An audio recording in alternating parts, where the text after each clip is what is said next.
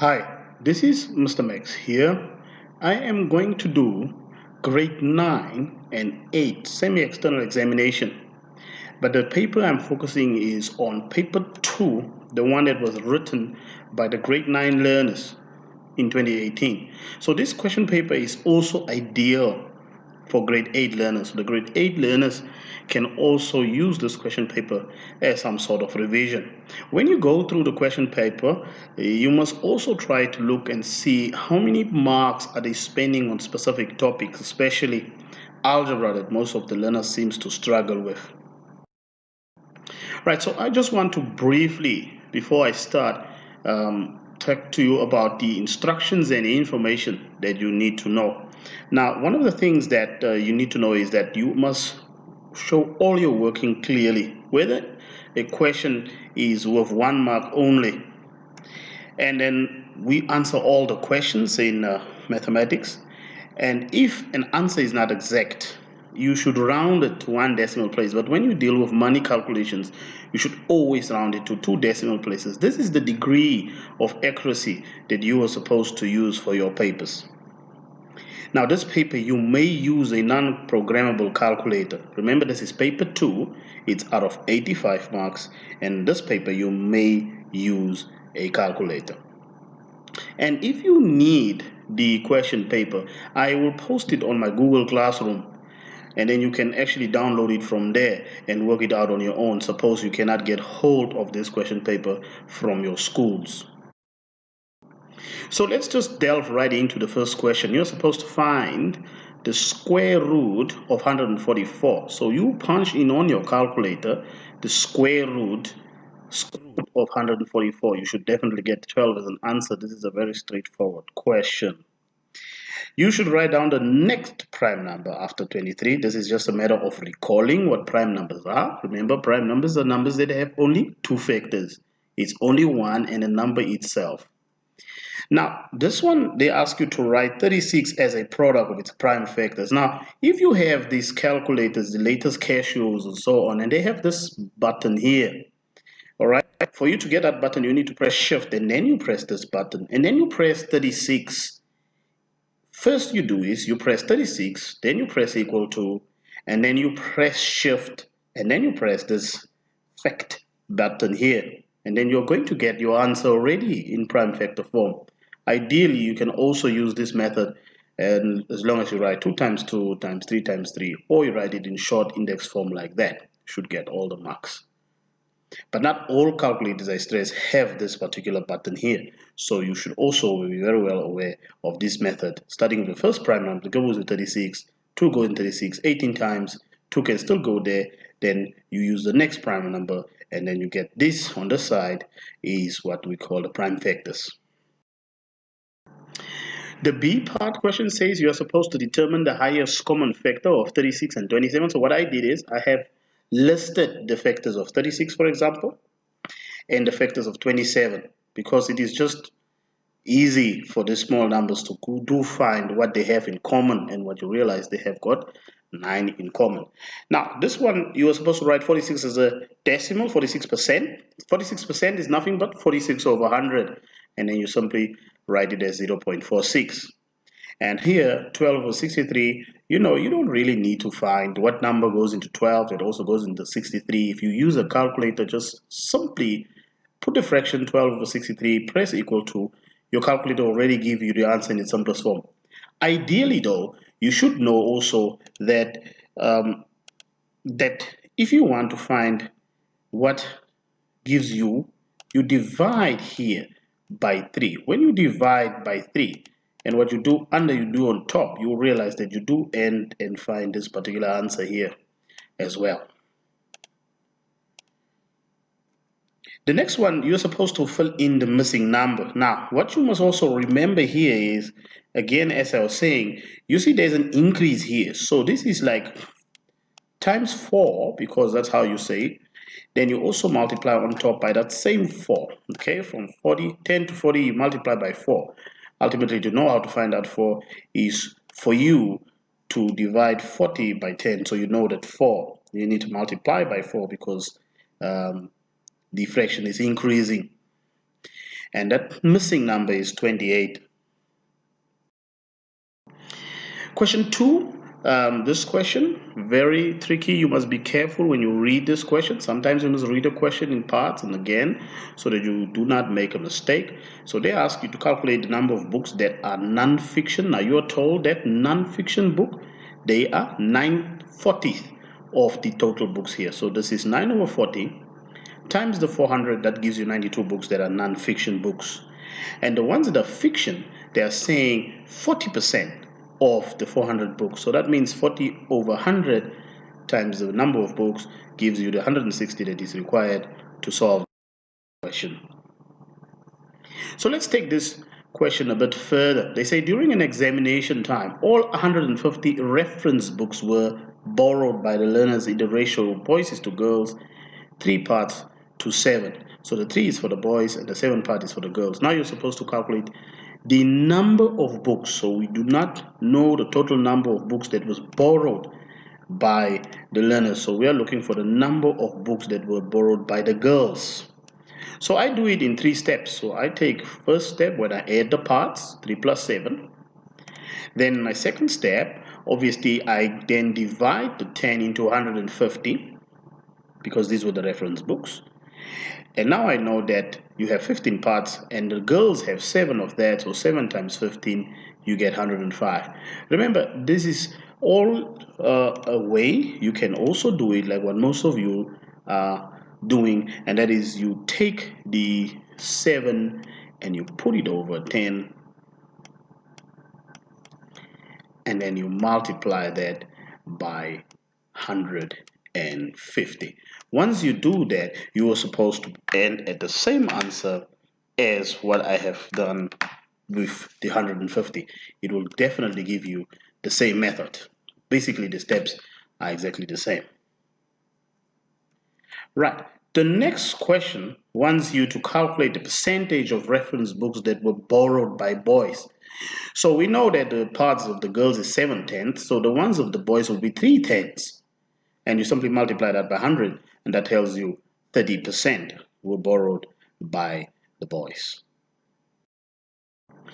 This question here, you're supposed to put in your inequality signs or equal to in order for you to make the statements true. Now I've highlighted this in red because somewhere in the past when I was doing some of these spring schools, when they were still up and going, I saw that one learner in grade 10 was asked to put, and that learner also put or. So please don't make that mistake. You're just supposed to choose bigger than, smaller than, or the equal sign.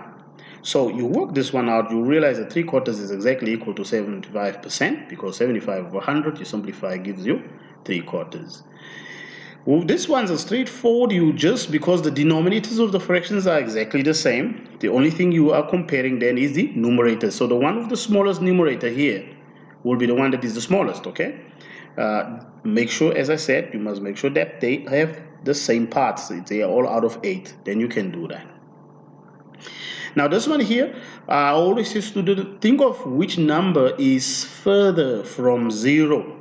Okay, we go to the negative direction. So -7 is furthest from 0. It is therefore smaller because the further away number is from 0, the smaller it is.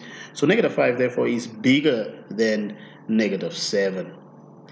With this one you must be particularly careful. And if you are doing this particular fraction, you will realize that this particular fraction here is a recurring decimal. It never stops, okay? And it never stops, therefore it is bigger than the other one. Also, what you need to realize is that if we are talking about place value, the last place value here is 300s, but this one still has thousands and so on and so on, so this continues. Therefore, this is a smaller one compared to that. That is one of the biggest mistakes that students tend to do. Sometimes what they like to do is they like to put only 0.3 here and then with the same fraction, and students still think it's equal. It is not. So please be careful that you don't make that particular mistake. Right, now we're going to delve into some algebra questions. And remember what I said in the beginning, what you will do is you will be taking from question 4 and so on, and you look and count all the marks given on algebra, and you see the type of question so that you know what is actually that you are supposed to be doing. So this is not an equation, and it's very important that you remember that. You are not dealing with an equation, you are dealing with an inequality. So you may not put an equal sign anywhere.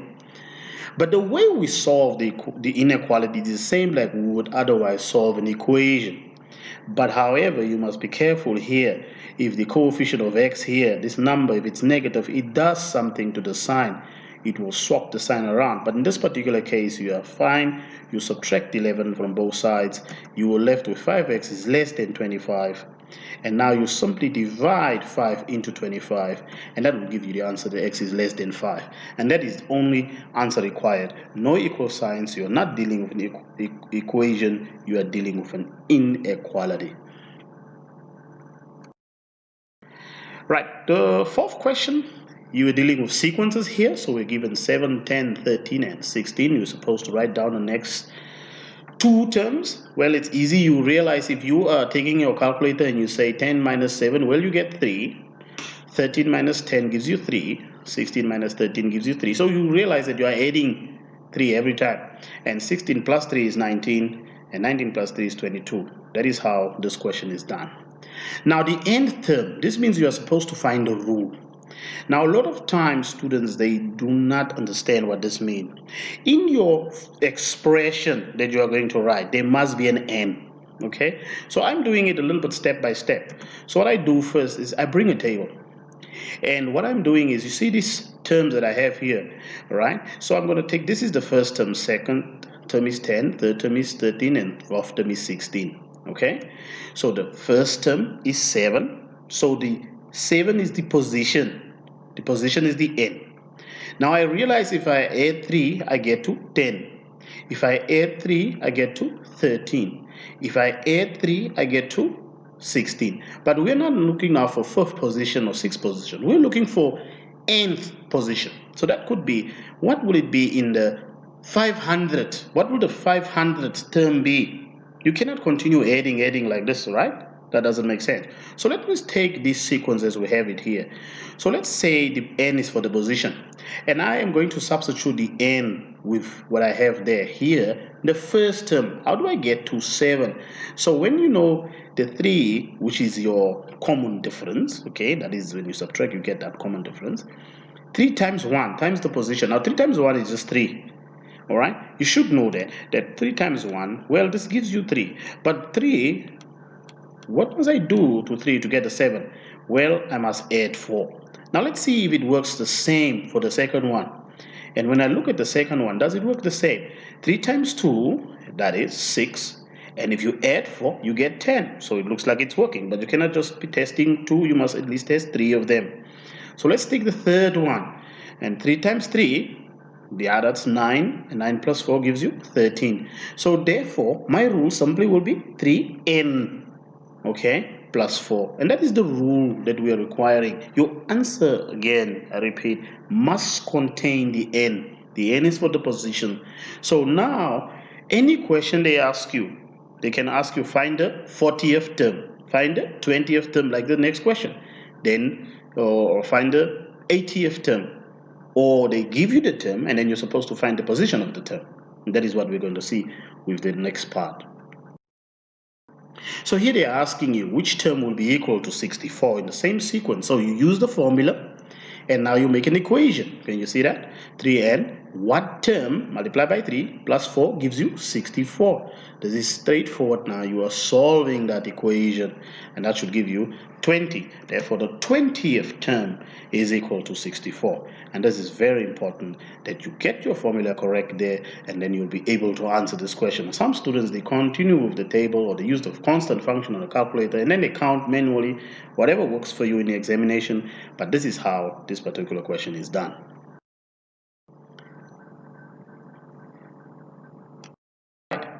Question 5 here, you're supposed to factorize completely. Now, this one is one question that was really terribly, or it wasn't answered that well. So you have got what I call multiple terms here.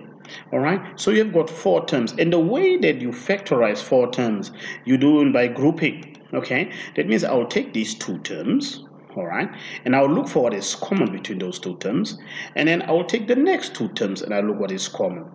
Now I'll add something here. There's a 1 in front of every letter. So if I do the first two, all right, the one that I've underlined there with red, I realize that what is common here is p squared. You take it outside the bracket and you are going to be left with q plus r. Okay, and we expect the same bracket here on the side. So because you are looking for something that is common, here I expect the same q plus r. Okay, and what does these two terms have in common? Well, you are right. If you can see it, it only has a plus 1 that is common. So everything outside the bracket now, you're going to write everything outside the bracket, that is p squared plus 1. You put it in its own bracket, and then you put q, yes, plus r in the other bracket. Excuse the handwriting. Okay, so that is how this particular question was supposed to be done, and a lot of students frankly didn't get it correctly because they couldn't handle that one that they can see in front of the other terms, and that is how this question was supposed to be done. Right, so then there is another question, and you are supposed to solve an equation. So what you have here is an equation for y, where y is on both sides of the equal sign. So we're going to move some terms. So I'm going to collect terms. That means I'm going to get all my terms containing y and all the numbers together. So if I bring this 5y, which is positive, and I bring it over, it becomes a minus. And if I take this negative 9, it becomes a positive. That is what we call by collecting like terms. I collect all the terms that contain y and also all the numbers. So that brings it 3 times what gives you 27, and that number should be 9. And then you can simply play around with your calculator. You take your y value and then you punch it into the equation and see where the left side is equal to the right side, and it should check out. Now another question on algebra, we're supposed to expand and simplify. We must make this bigger. Okay, so it's in affected form. All right, so the way you deal with this is you take, well, there are many ways, but I like to take the way where I take the first term of the first bracket and I multiply it with each term in the second bracket, and then I take the second term of the first bracket and I multiply it with each term in the second bracket. So when I do that, I'm going to get 6x squared plus 9x. That's what I'm showing with the red there. Then negative 4 times 2x is negative 8x. And negative 4 times positive 3, that gives you a negative 12. Suppose there was a negative here, the sign would be different, so be very careful. Now from here you are nearly done, but if you look in the middle, you realize that 9x and 8x minus 8x can actually simplify to 1x. You do not have to write the 1, but I just, for purposes of making you see it, I wrote it down. So you're not going to penalize or get penalized if you write that 1 or if you don't write it. Ideally you won't see it, but this is the correct answer. Well, this one brings us to a little bit of money and finance coupled with a little bit of statistics. Now it says that a store sold 6 pairs of shoes in one day. And then here you have the selling prices, okay? The range that they ask, you must take the highest value, subtract with the lowest value. So the price range is $75 between the highest and the lowest price. The next one that they tend to like to ask the most is the mode. The mode simply means if you look at these values, which one appear more than once, which one appears the most than others. In this particular case, you can just see it is 200. If you look at the word mode and most, they kind of rhyme, so you can't get confused between what the mode is. You just look for the one that appears the most. Okay.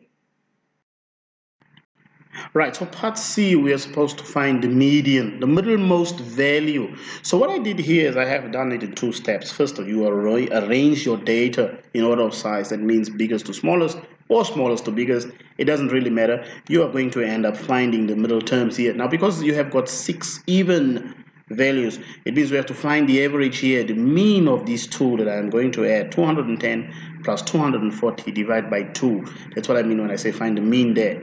All right, so it gives you 225. So 225 is the middlemost where you find the range of the values, or the average for the values. Then the mean is calculated simply by adding all of those values, and then you divide it by the number of values. Yes, that means you divide it by 6. A lot of times the students only ended at 1,380, forgetting that you're supposed to divide by 6, and 230 is the answer that is. Right, question 9. Well, let me bring the diagram in here.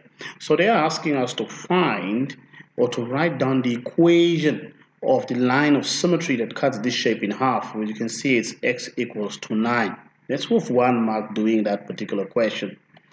Then the second question is they are asking us to find the single transformation. That means you can't have a combination of something was a reflection as well as a rotation, for example. It must just be one single rotation or transformation rather. And also, if you look at the mark allocation, there are only 2 transformation in your level that is going to give you, that requires you to have 3 marks. It's either when you describe an enlargement or a rotation, because there are 3 things that you need to do when you describe those ones. But if you look at A with respect to B, you realize that B is an enlargement of A. Okay, so when you write enlargement, that gives you 1 mark. So what we look for next is the center of enlargement. So you take your ruler and you join corresponding points. This point corresponds with that point corresponds with this point, and this point corresponds with that point. I could also have joined this one with this one. The concept here is, where are they intersecting? Where do they meet? And the point where they are meeting there is the center of enlargement. And as you can see, it is at the origin, which is the point 0, 0, or you can simply just write origin. The next thing is you are supposed to write down the scale factor. Now, by how much is it enlarged? What I did here is I took the green place here, this curly or squiggly bracket, for you to see that if you take the distance from there to there, now you have to look at your scale. Okay, so that is 15, and I minus 6, I get 9, so that's like 9. And I do the same here, 5 minus 2, I get 3. So my scale factor will simply be 9 divided by 3, which is equal to 3. You could also have maybe taken this distance and divided by that distance, you still arrive at the same 3. The point is, you cannot take these diagonal distances with each other, all right, because that involves other things like Pythagoras, for example. So you are going to either look for a vertical distance with another vertical distance, or you take a horizontal distance divided by a horizontal distance. If you look here, for example, you are going to see that if I was to take this distance from here to here, all right, that is 1, 2, 3, 4, 5, 6. That is 6. And if you take 6, for example, and you divide it by this distance here, 6 divided by 2, well, you are still going to end up getting the same scale factor. And that is what I mean by vertical distances and horizontal distances. Now, the next question, you are supposed to describe fully the transformation. So I bring me my graph back here, the transformation that map A onto C. So we're looking for, what I did here now is I just took part of that graph. So what transformation maps A onto C? Look at the mark, it's 3 marks. Remember I said previously, it is enlargement or rotation. We already had an enlargement, so this is a rotation. And now think about, when you write rotation, you get a mark. And one other thing is the center. Now it's easy to see the center. First the X, then the Y value. So the center is 3, 2. So those are 2 marks. Now here's the thing. How was A transformed onto C? Well, it was rotated. When you say clockwise 90 degrees, okay, so clockwise 90 degrees, you can write the words 90 degrees clockwise, or you can simply put minus 90 degrees. We know you're referring to this direction. But you can also say anti-clockwise 270. In that case, we're using a plus there. So this is one of the confusions that a lot of times students get. A clockwise direction has a minus in front of it. An anti-clockwise direction has a plus in front of it. So you are only going to be asked to do multiples of 90. That's 90, 180, 270. Okay, so you have to be a bit careful. Now, when this minus and positive stuff confuses you, I would suggest you just write out the words. You just write out 90 degrees clockwise, or for example, 270 degrees anti-clockwise. Okay, that direction until here. So that is what you can do. But remember, this is very important. This is one of the things that a lot of times the students are confused when they have a look at it. So I would suggest that you pay attention to this whenever you do transformation. Right, so the same question, they want us to reflect A, okay? So this whole A should be reflected in the line y to 7. So what I'm doing is I'm bringing that line, can you see it? So the reflected label or shape will be exactly the same distance from what we call this is the mirror line. So when you see, and I've done it here, okay, you realize that it has to be that particular kind of kite that goes in that direction, okay? So what I have here is just a little bit of an error that I corrected, but this should be able to draw this with a completed diagram in the examination. Right. That brings me to question 11. So let me bring a diagram in here. So this question wants us, first of all, the first one is to find the y-intercept. That is, where does the line cut the y-axis? Well, you can see it cuts it here at -2. All right, so you can write c is equal to -2 or simply -2. The next one is you are supposed to calculate the gradient. Now here's the thing about calculating the gradient. If you know the formula, and the formula is you take one y value, subtract it from another y value, then you take one x value, subtract from another x value. So I chose 2 points on my graph. I chose the point, for example, 0, -2, and then I chose the other point, which is 4, 0. Now these are 2 points on the line. You can choose any. You can choose that point and this point. You can choose this point and this point. Any 2 lines, as long as you can find it clearly the value of x and y. So now what I'm going to do is I'm going to take y values and subtract them from each other, like 0 minus -2. And be careful, I'm saying minus -2 and 4 minus 0. So that's what I've done here. I took 0 minus -2, that gives you a +2, and 4 minus 0, that gives you obviously a 4. Then obviously your gradient is equal to 1/2. And the letter that we use in y equals mx plus c is m. Refer back to previous videos where I have done this particular type of questions. Then now you're supposed to find the equation. Well, the equation is written in the form y equals to mx plus c. This is the gradient intercept form. So we know what our gradient is. We know what is the value of c. The value of c is where does the line cut the y-axis. Well, not always positive, it's minus here. So it's very simple. Y equals to 1/2 x minus 2. And this is how this particular question is done for 1 mark. The next question here is we are bringing what we call an irregular polygon. Now, what that means is it's not all the sides are equal, okay, and not all the angles are equal. If this looks like it's the case, remember this diagram is not drawn to scale.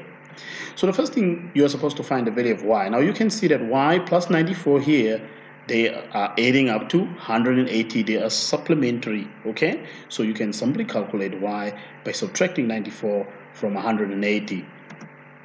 Now they are asking you here, and you must be a bit careful here with the English, calculate the sum of interior angles of this diagram. Now, you don't start by saying 94 plus 130 plus 100. No, we are looking at what type of diagram is this. And this is a pentagon, okay? And a pentagon, which is a 5-sided polygon, all right? And well, this is not a regular one, it's an irregular pentagon. So there's a formula that we use to calculate interior angles of any polygon. The n here is going to refer to the number of sides that a pentagon consists of. So when you see me using that formula, it is this particular formula right here that you can find when you deal with the work on these particular questions. All right, so we need to know what does all the angles and the ones inside, what do they all add up to of any pentagon in this case.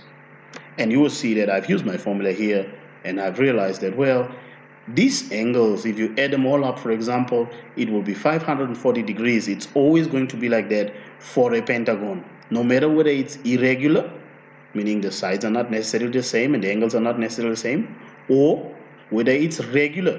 A regular polygon means all the sides are equal and all the angles will be equal, but this is not the case.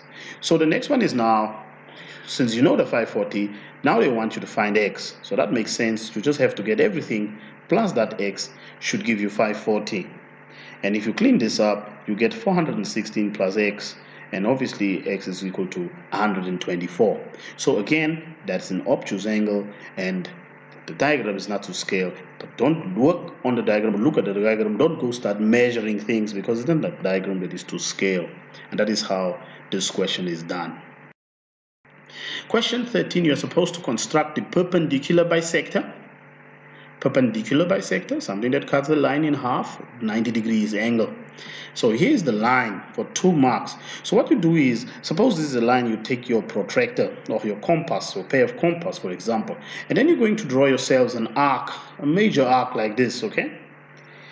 And then you do the same. Now you use that same radius that you open from here up to here, use the same radius. So when you open this radius, you just take something slightly longer than the half of the line. So you take your compass and you open it slightly longer than half the line, okay, so that the arcs can intersect. So if you don't choose, suppose here, they will never meet, so you must pick something that's slightly longer, and where they intersect, now you take your ruler and you draw that line there, and that is going to be 90 degrees there, and this is the perpendicular bisector. You may not erase these things, you must leave your arcs there, and that is how you do this equation, or this particular question. Now, question 14, they bring in a triangle, a right angle triangle for that matter. So you're doing trigonometry a little bit in grade 9.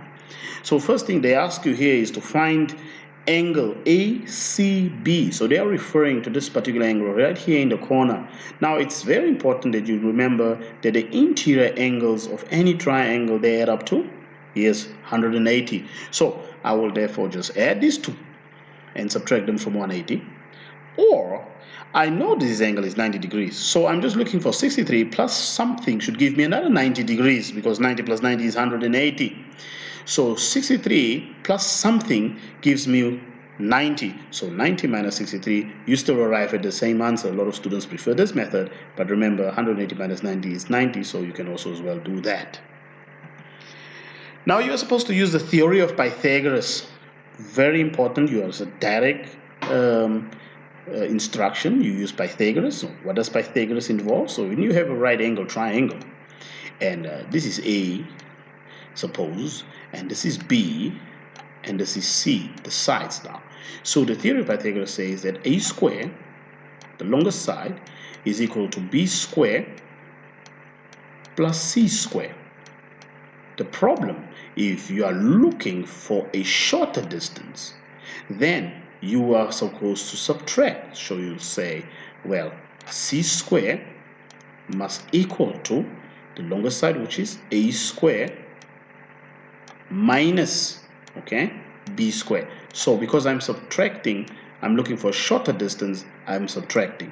Short, subtract. Suppose I was looking for this AC, or this A here, I would be adding like this general formula that I know that is there. Okay, so I'm subtracting the squares now. So B square equals to 10 square, as you can see what I'm doing there, minus 8 square. Well, that gives you square root of 36, which is 6 centimeter. That is for 2 marks or 3 marks how that particular question was supposed to be done. The next question brings in money and finance, and I have underlined and also written this a little bit or typed it in italic, so you can see that this is not simple interest, which was one of the biggest mistakes I saw when I was marking this paper with my learners. So they say Mr. Nolwazi invests 30,000 Namibian dollars for 3 years, and that is the rate. We are supposed to calculate the total amount. Now the formula for compound interest, the formula already gives you the amount. Okay, so 30,000 for your P, that's the principal, and the N is the number of years. It must be number of years, not months. Okay, and the R is your percentage. You know that's 8/100. So when you punch this on your calculator, you get the answer directly. There are other longer methods that you can do, but this is the preferred method that works best. But if you will used to the other method, you can do that as well. That means you take it year by year and add whatever you get towards the end of the year. Then Mbambo purchased the book online, and the book cost 26 US dollars and 60 cents. The exchange rate is $1 is equal to 0.0076 US dollar.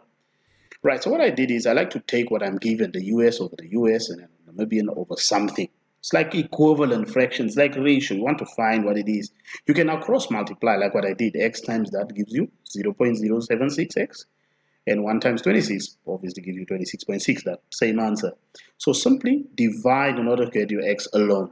That is how you can do it as well. I am aware there are other methods as long as you get to the 350, and that is what counts in this particular case. Question 17, they bring in a trapezium. Now, we are supposed to find the perimeter. This one is straightforward. Perimeter means the total distance, all right, of a closed shape. The shape must consist of straight lines, called the perimeter, going around. All right, so you simply add them all up, and then you get 23 centimeter. Now, the area is something else. For a trapezium, there are many ways you can do this. Suppose you don't really know how to find or use the formula. You can perhaps, okay, cut this in. This is a rectangle. So you can say, well, this is a rectangle that is 5, but it will be now 5 times what? 5 times 6, right? And 5 times 6 gives you 30. So then can you say 30 here? And well, this is a triangle. So this triangle is going to be 5 here. But here's your problem. The whole distance from here all the way up to there is 8. So we are now supposed to find something else. We are supposed to find the distance from here up to there. Well, it's easy. You just find that by saying 8 minus 6. All right, the 6 that you have over here. All right, and 8 minus 6 obviously gives you 2. Now, in order for you to calculate the area of a triangle, the area of a triangle will be half times the base. Now, anyone can be the base can be 2, times the height, which is 5, all right?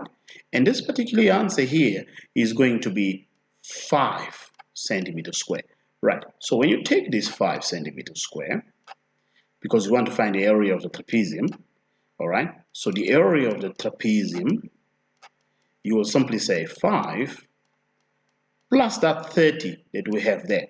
Now, when you do that, you're obviously going to get 35. Now, remember, careful, you are dealing with square centimeter. So that's how you can also do this particular question. Suppose you don't know the formulas to calculate the area of trapezium. But now what I have done, obviously, I have worked out the formula, or using the formula, the area of a trapezium. And the formula to calculate the area of a trapezium is you take the sum of the parallel sides, okay, the parallel sides. So your parallel sides are already indicated here with these particular arrows here, and you add them and you multiply by the height, the perpendicular height, not the 4. The 4 is a slant height, okay? And you will definitely also go to the same 35 centimeters square that I have done. But I suggest you break it up into shapes, and then it's easier, and then you just find the areas of all the shapes. Part B says you're supposed to calculate the area of a shape below. Now they bring in this particular shape. It's a very funny looking shape. Well, what I have done here is I've seen, okay, wait, if I complete this, I can deal with a rectangle, okay? And I can find this distance also. So something, this is 14 here, and that's 22. The difference is 8, so this distance here is 8. And also, this is not to scale. So this is actually in actual case a square, but it doesn't look like a square, but this is just a diagram, so you must be careful. So what I did there is I take the area of the whole completed rectangle, this part that I've introduced. So that means 22 times 10. Then I take the one of the smaller, now it's a square obviously, 8 times 8. Now in order for me to find the area of this shape, I will simply then subtract, and I get the 156. Again, there are many other ways, you could have cut it there and so on. Get to the 156 centimeters square. That is what matters here, and we'll show you work step by step, because we might give you marks as we go along. Right, so what we have here is a cylinder. So when you are calculating the volume, and that is what we are looking for, of a cylinder, you need to be a little bit aware of the formula to calculate the volume of a cylinder. And something else that is also important is you must look at what they are telling you the value of pi should be, that you don't go and use your calculator value. All right, so the value of pi that you will use for this particular question is 22/7. So the formula is pi times the radius squared times the height. Pi r squared h is how you calculate the volume of a cylinder. So 22/7 for pi, 8 squared, that's the radius. So sometimes they give you the diameter, then you must divide it by 2 in order to get the radius. But this is already the radius. 8 times 8, I'll put everything over 1 step by step times the 12, which is the height there. Okay, and then you get this funny looking answer on your calculator. Remember what they said in the beginning, the instruction and information to candidates, your answer should be given to 1 decimal place. Okay, and that is how this question is done.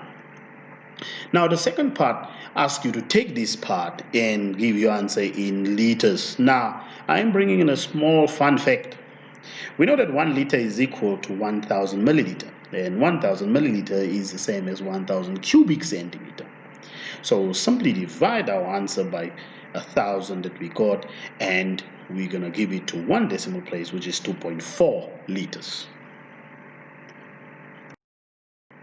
Then we bring in another shape here. This is a cuboid or a rectangular prism. They ask us to calculate the surface area. That means we have to find the surface area of all the rectangles, or this is little square and so on. So what I'm doing is I'm trying to identify what is my height, which is that particular distance, what is my breadth, which is this particular distance or width, and obviously that distance will be my length. So when I use this formula here, the 2 that you see, there will be 2 of these length times the breadth, the one under and the one on top. So 2 of them. There will be 2 of this 7 times 7. Can you see that? This one on the sides and so on. So that is what I did there. So obviously I just punched in my values in order for me to ascertain my answer, which is 546 centimeters square. You can also make a net and work it out. Open up the cuboid, make it into a flat box, and then you find the sum of all those rectangles, and there's some squares also, as long as you get to 546 centimeters square.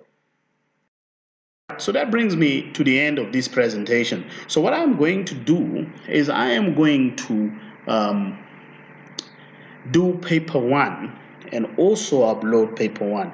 Again, if you don't have access to this particular question paper, you can't get it from your school or your teachers, I am going to type this paper and I'm going to upload it on the grade 8 and grade 9 classrooms on my Google Classroom. So when you join Google Classroom, it's looking an app like this, you know, it's kind of green here with a yellow overlay like that.